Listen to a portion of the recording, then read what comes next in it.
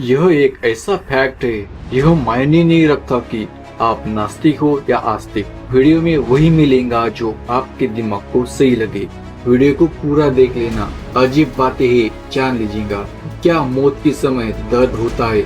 मौत एक ऐसी सच्चाई है जिससे हर एक प्राणी को डर लगता है। उनमें से एक इंसान भी है। सच्चाई है, जीवन अनिश्चित है लेकिन मौत निश्चित है। मतलब मौत एक न एक दिन या फिर कभी भी आ सकती है। आप ये नहीं कह सकते आप कितने साल जियोगे, कितने सालों में मरेंगे। हाँ, लेकिन मौत कभी भी आ सकती है। एक सेकंड में, एक घंटे में या एक दिन में भी कभी भी हो सकती है। स्वर्ग सब जाना चाहते हैं लेकिन मरना कोई नहीं चाहता। अब आता है असली सवाल, आप मौत से डरते हैं या मौत से होने वाले दर्द से? इस बारे में एक बार सोच लीजिएगा। इस वीडियो में बताएंगे साइंस क्या कहता है और प्राचीन शास्त्र धर्म ग्रंथ क्या कहता है।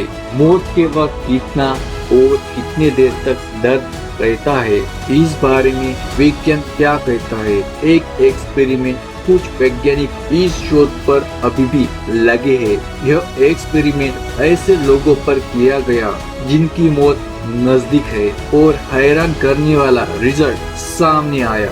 इस एक्सपेरिमेंट में कुछ लोग मरने के बाद भी फिर से जिंदा हुए थे, जिसे साइंस की भाषा में नियर डेथ एक्सपीरियंस कहा जाता है। चाहे तो आप गूगल पर सर्च कर सकते हैं। और इंडिया के गांव में यह बहुत देखने को मिलता है। इंसान मरने के बाद फिर से जिंदा हो गया, लेकिन दुनिया में ऐसे बहुत कम लोग हैं। एक्सपेरिमेंट कहता है कुछ बुजुर्ग थे, उन्हें मरते वक्त उतना दर्द नहीं हुआ और कुछ बुजुर्ग को कम दर्द हुआ। चौंकाने वाली बात यह थी कि यूथ लोगों को इनकी कंपैरिजन में ज्यादा दर्द हुआ था। मतलब जवान इंसान को ज्यादा तकलीफ मिली थी। बुजुर्गों को यह एक नींद के समान था, जैसे सो गए और फिर से नींद खुल गई। मतलब उन्हें दर्द हुआ ही नहीं था। अब सवाल आता है, ऐसा क्यों? अगर प्राचीन धर्म ग्रंथ देखे तो यह बात मिलती है। मौत दो तरह की होती है, आयु खत्म होने के पहले मतलब अकाल, और दूसरा कुदरती मौत। आयु खत्म होने के पहले मतलब एक्सीडेंट, सुसाइड या ऐसे कुछ बीमारियां, इनमें से उन्हें बहुत दर्द होता है, जिसे अकाल मौत भी कहते हैं। लेकिन बुढ़ापे की बात की जाए मतलब कुदरती मौत, तब धीरे धीरे दर्द कम हो जाता है, जिसे धर्मशास्त्र कहता है जैसा कर्म वैसा फल। सबसे पहले दर्द किसे कहते हैं वह जान लो। जब हमारे शरीर में किसी भी हिस्से में चोट लगती है, वह चोट हमारे शरीर के बाहर हो या फिर शरीर के अंदर हो, शरीर का वह हिस्सा दिमाग को सिग्नल्स देता है। यही सिग्नल्स दर्द देता है, जिसे चेतना क्षमता कहा जाता है।